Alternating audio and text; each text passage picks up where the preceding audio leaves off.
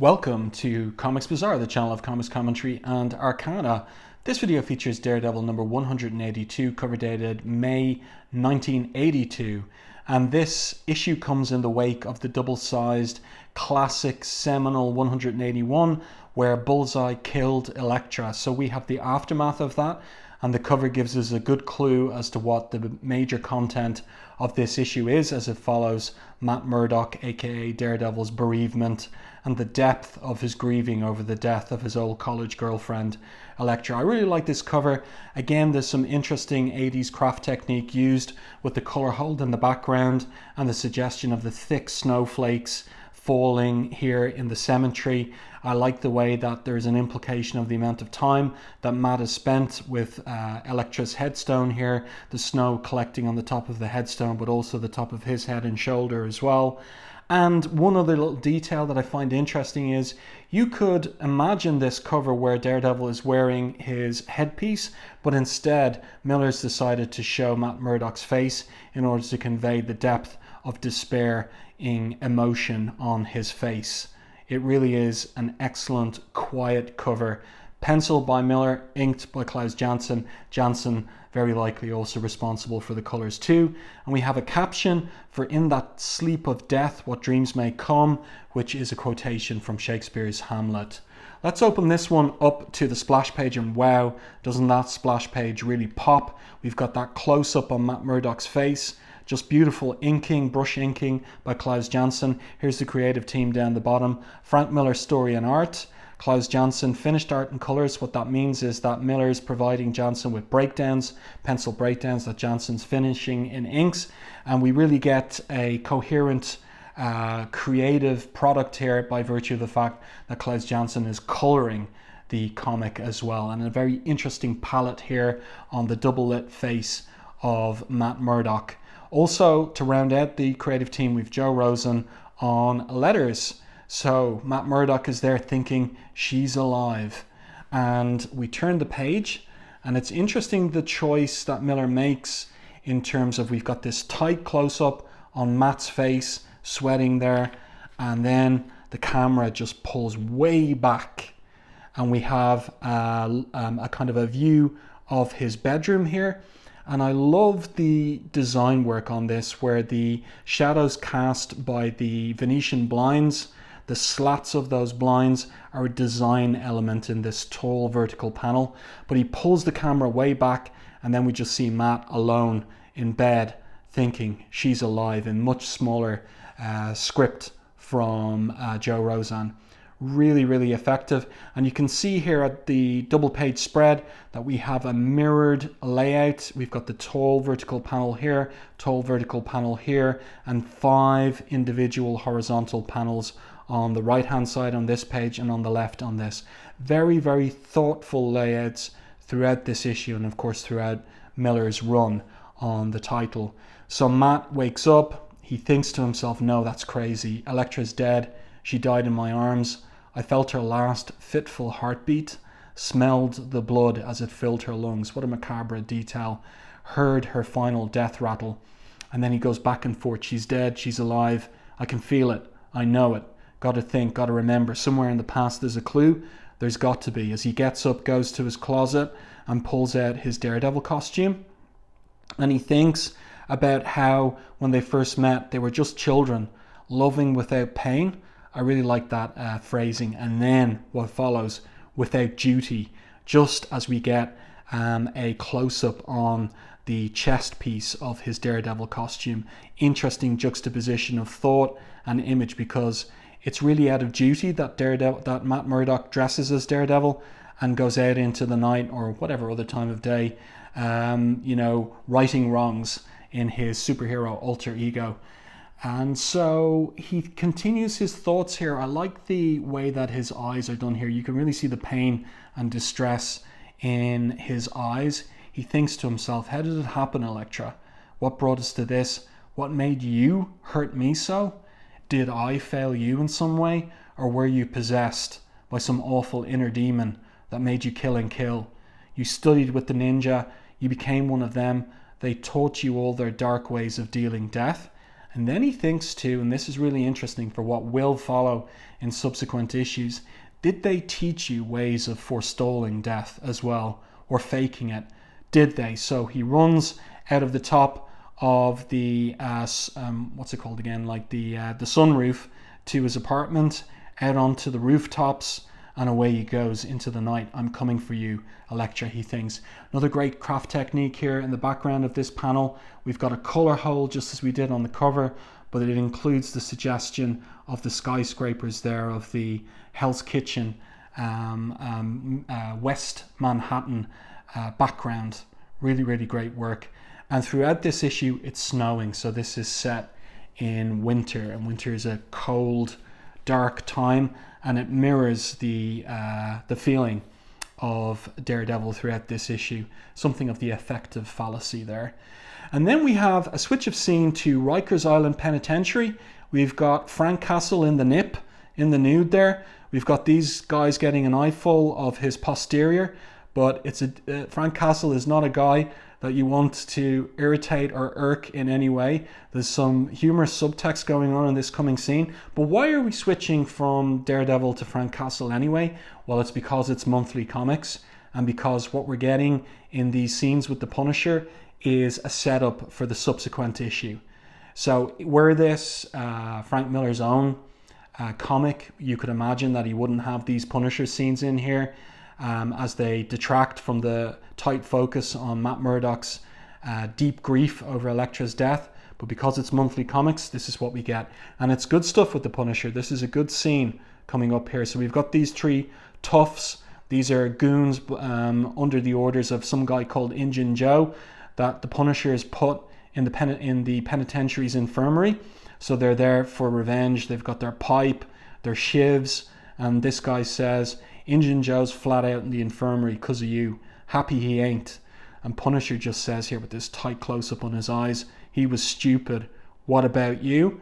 And then this silent panel, borderless panel, it indicates that they're stupid too. How stupid do you have to be to go up against the Punisher? Even if he is naked and only with a bath towel in prison. Like he's one of the most dangerous men walking the earth. 6'4" is the Punisher. So it's the big brute that goes up against him first. And you see the Punisher is there ready with the towel. What's he going to do with that? It's his only weapon. Well, this is brilliant. So this is like typical of Miller when he's doing fight scenes in his original Daredevil run. We've got full horizontal panels for the fight scenes. Punisher uses that towel much like Elektra used her headscarf.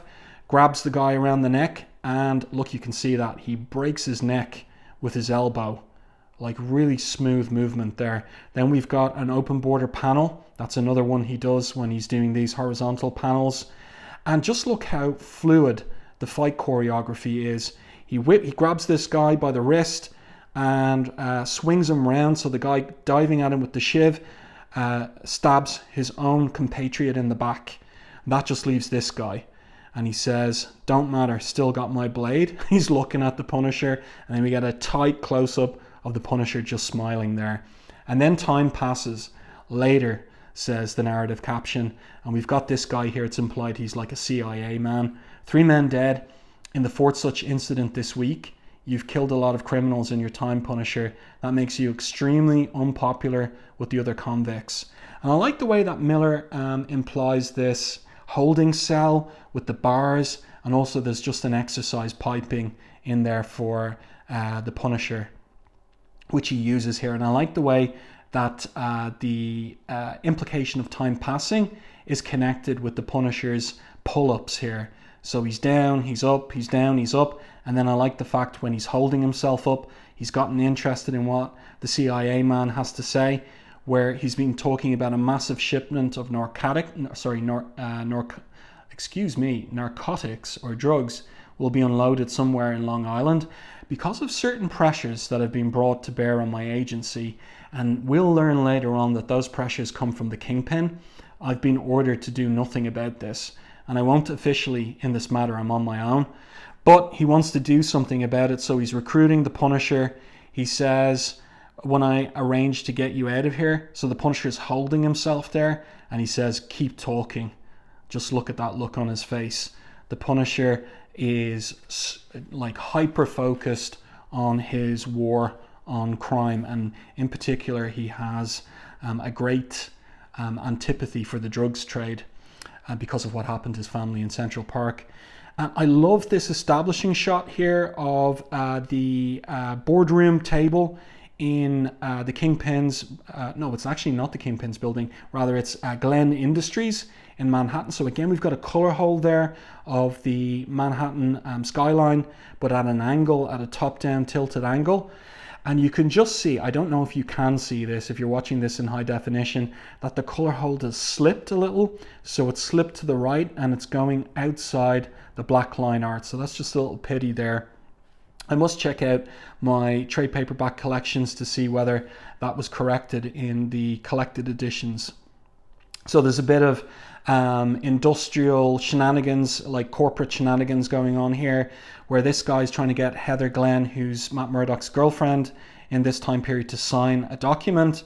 And basically what they're maneuvering here to do is to make Glen Industries themselves in order to manipulate Heather out of the directorship of the company. Nice use of screen tone as well. They're implying the shade from her cowboy hat.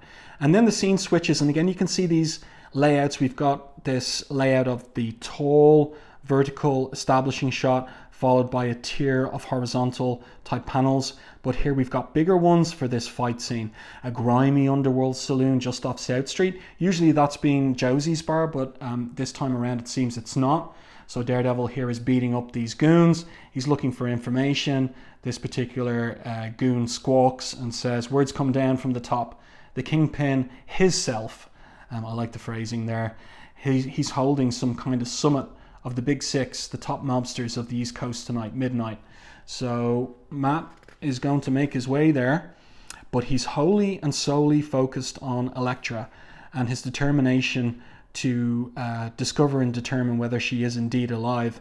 So here he is in his Midtown office building. He's hopping into it there as Daredevil. I really like that establishing shot. I like the details of the flags blowing in the breeze as well. Lots and lots of detail.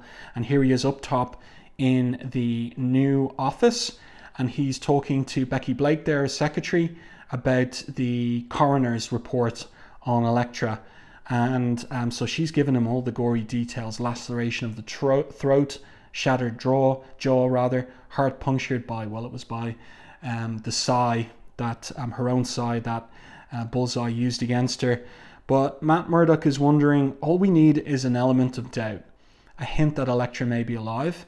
Becky's incredulous. Alive, she shouts or exclaims. Matt, they cut this Elektra person open. She couldn't be alive. But he's just saying perhaps they had the wrong body. Records can be changed. Foggy hadn't seen her in years because he identified the body, Foggy. And if it was the wrong body, and in comes Heather Glenn. So this is an interesting shot as well. We have the reverse of her coming in, knocking on the door. She's delighted to see Matt, but he's basically doesn't give her any kind of greeting at all. Heather, what are you doing here? We've got a date, remember? He says, no, I forgot, can't make it anyway, I'm busy. And he grabs her hand too hard to remove it from him. And I like this body language here and the artistic choice of keeping her in deep silhouette so he can't see her eyes, but she's hurt.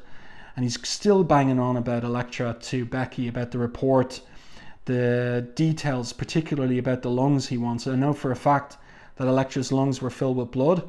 If the corpse they examined had clean lungs, who's Elektra, she asks. So she starts giving Matt a little bit of a hard time there. She doesn't want to be ignored. Who's Elektra? And meanwhile, one of their clients, Mrs. Vandeleur, is coming in with Foggy just at the wrong time. And all the gory details are coming out about the corpse. And Heather storms out. Foggy here looking really baffled about what's going on. He tries to give an explanation to Mrs. Vandeleur, saying that she shouldn't worry about things at all. We still provide the finest legal services in the country here at Nelson and Murdoch, but she's already gone out the door. And then he closes it behind him and he says, Matt, he exclaims, have you lost your mind? That's really good. And then I like the way that the rest of the page plays out. Just this silent panel of Matt with his head bowed in front of the window. You can see it's still snowing out there with the screen tone. Says nothing.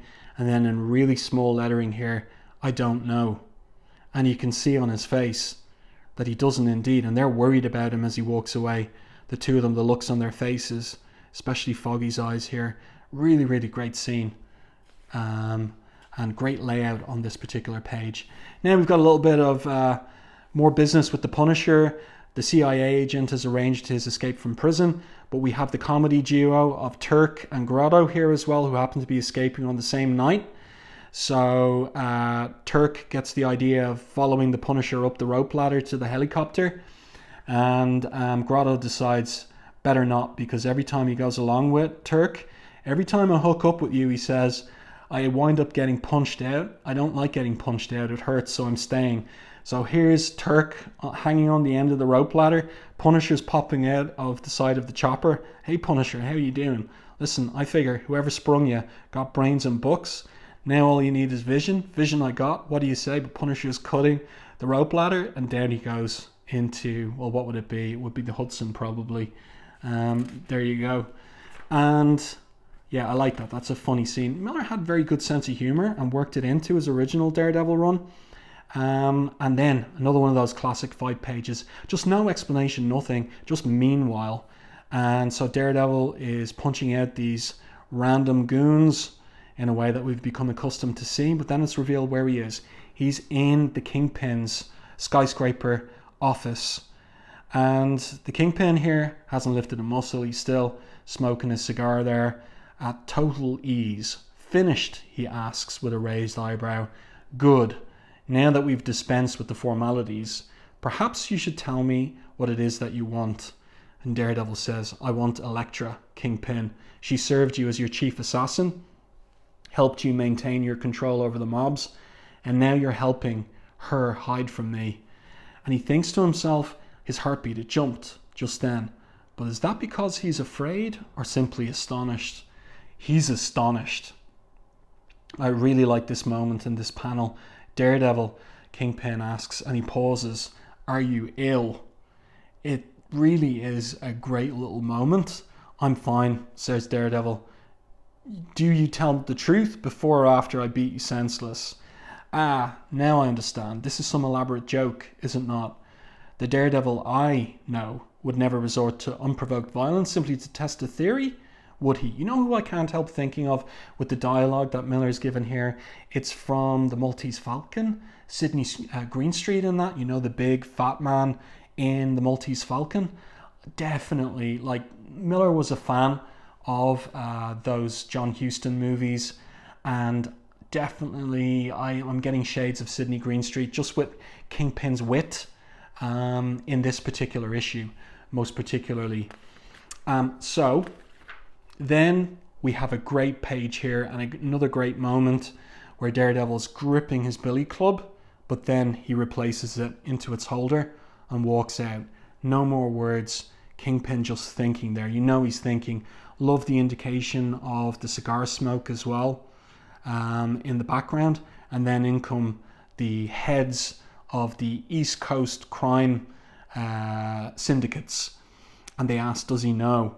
He knows nothing, says Kingpin. Love that shot of the side of his face, that profile shot there. The narcotics delivery shall proceed as scheduled, while the one man I feared might prove an obstacle is off chasing phantoms. And you know the Kingpin is thinking about Matt Murdock. Well, he doesn't know he's Matt Murdock, but Daredevil's mental stability on the basis of this encounter.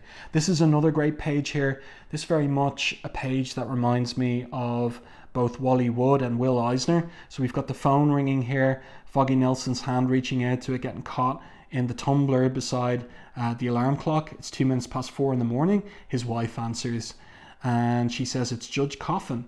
So he wakes up, he's on the phone with the judge, he's in shock, the tumbler falls off his hand, he's been trying to remove it there. I love the fact that Miller is working in this other business in the visuals. He could just stick to the surface scene, but instead he has this other character business going on, showing us, you know, a little bit about how clumsy and comical Foggy can be in some regards, you know, physically clumsy. But now he snaps to, yes, Your Honor, I mean, no, Your Honor, I don't understand either. Yes, Your Honor, I'll speak to him, I'm sorry, and then the judge rings off. What's the matter, darling, asks his wife. You're white as a sheet. It's Matt, he says as he pulls on his socks.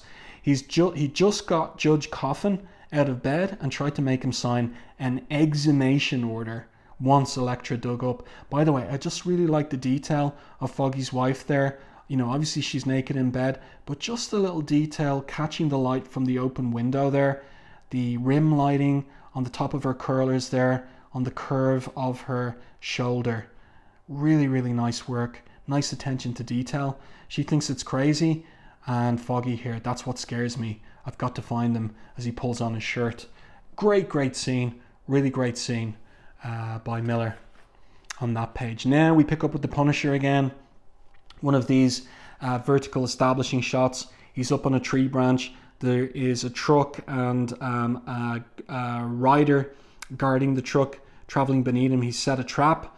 The motorcyclist is pulled off his bike. Then the Punisher shoots this tear gas grenade into the cabin of the truck. And basically, look, it's the Punisher. And this would be unusual for Marvel Comics in 1982. The Punisher killing all these guys. And you can see the entry point, you have the implication of the entry point and the exit for that bullet. And here in particular as well, even some blood splatter in black. This is very violent stuff, this particular page. As I said, especially for the era. But Jim Shooter pretty much supported Miller in terms of whatever he wanted to do. He knew that Miller was doing important work on this title. He let the man do what he wanted, like more or less. And it really, really pays off into a fantastic run. And then the Punisher is here. There's one last goon. He drops his gun. And that's interesting too. It implies something about the Punisher and his character, how merciless he is against criminals, especially criminals, remember, having anything to do with the drugs trade. So the guy drops the gun, and the Punisher says, when he begs, the Punisher says, "I give up." He says, "This is war." And there's no exclamation marks here. The Punisher is just incredibly matter of fact. "I don't take prisoners." So he shoots the guy right through the chest. It's implied maybe even through the throat. That's the end of him. And then there's a bit of a shock when we turn the page. So the CIA agent was there as well at the trap point. And then the Punisher realizes, the last one I shot, a child, just a child. And you can see that there's some emotion on his face there. And also the implication of the skull, but just the furrows above his eyes indicate that he has been moved by the fact that he shot a child. That is something he wasn't expecting. CIA agent, he's not weeping any tears. He says, "Yeah, too bad." And then back to business. "Look, Punisher, I don't know quite how to say this, but the director," that's why he's a CIA agent, "would have my head if I let you get away. You understand, don't you?" Punisher hits him in the jaw, just knocks him unconscious because he's not going back to prison. We get that tight close-up on his eyes. "The enemy enlists children. The war has gotten dirtier. I'm needed more than ever." And this is the setup for the very next issue, which focuses on the Punisher, and which is a reworked issue from when Miller was working with Roger McKenzie that didn't get by the Comics Code, but now Jim Shooter has worked out a way with Miller to rework that material and get it printed in 1982, almost 3 years later. So here we're at a cemetery, and we've got Matt Murdock digging up, exhuming Elektra's grave, and he thinks to himself, the hero failed, the lawyer failed, but the man will find you, Elektra. Find you, and what? And punish you for what you've done to me. I'll prove you're still alive, then I'll hunt you to the end of the earth. So he opens the coffin, and he gets a smell. That smell, awful. Okay, all right, whoever is in there is dead. But is it you, Elektra? Is it? I can't see, but my hands know your face. Even after all these years, I could never forget. And you can see there's a head there in deep silhouette, just with some top lighting. So let's turn the page and see what happens. Get past these ads and bulletins. We've got his cry of no. Foggy's just arrived in time, and then she's dead. So his hand's on her face. It's Elektra, and she's dead. And so he's just kneeling in front of that open coffin and the corpse. Almost in adoration. It's almost like a shrine that he's knelt in front of. Really interesting symbolism. And Foggy's there to take him home. And now Matt really reveals he was talking about punishing her, but the depth of his grief is because he loved her. And he repeats it and he cries. Yeah, wow. This is a really, really excellent issue after the classic 181. And then a final 3 panels as Foggy lifts his friend up, takes him away, holding him by the shoulder, and away into the distance they go. Next, Child's Play. Daredevil battles the Punisher. The letters here are about issue 179. Lots and lots of compliments about that issue, naturally enough. There you go. I do hope that you enjoyed this review and commentary on another classic Frank Miller, Klaus Janson collaboration on the original Daredevil run. Let me know what you think about this particular issue in the comments section to the video. If you enjoyed my review and commentary, please like the video in YouTube. It really does help the channel. And if you haven't done so already, subscribe to the channel and stay tuned for more content like this.